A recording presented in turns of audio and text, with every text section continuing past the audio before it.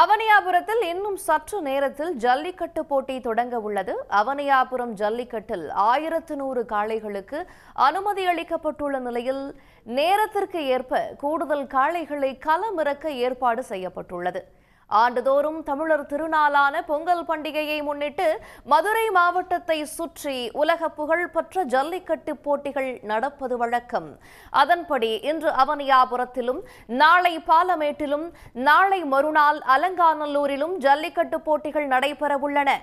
இன்று நடைபெறவுள்ள அவனியாபுரம் ஜல்லிக்கட்டு போட்டியில் 1100 காளைகளுக்கும் 900 மாடுபிடி வீரர்களுக்கும் அனுமதி சீட்டு வழங்கப்பட்டுள்ளது. அவனியாபுரம் ஜல்லிக்கட்டு போட்டியில்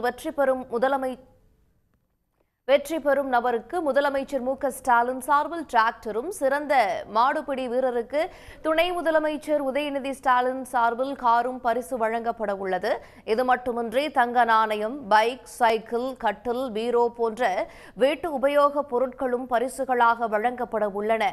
இன்னும் சற்று நேரத்தில் உறுதிமொழியுடன் ஜல்லிக்கட்டு போட்டி தொடங்கும். ஒவ்வொரு மணி நேரத்திற்கும் ஒரு சுற்று நடைபெறும். ஒரு சுற்றில் 100 மாடுபிடி வீரர்கள் களமிறக்கப்படுவார்கள். மேலும் வழக்கமாக அவனியாபுரத்தில் 300 வீரர்கள் மட்டுமே பங்கேற்கும் சூழலில் இந்த முறை 900 வீரர்கள் பங்கேற்க உள்ளனர். காலை 7 மணி முதல் 5 மணி வரை நடைபெறும் என கூறப்படுகிறது. காளைகள் தப்பிச் செல்லக்கூடாது என்பதற்காக திருப்பரங்குன்றம் சாலை தொடங்கி அவனியாபுரம் வரை 2 கிலோமீட்டர் தூரம் முழுவதும் தடுப்பு வேலிகள் அமைக்கப்பட்டுள்ளன.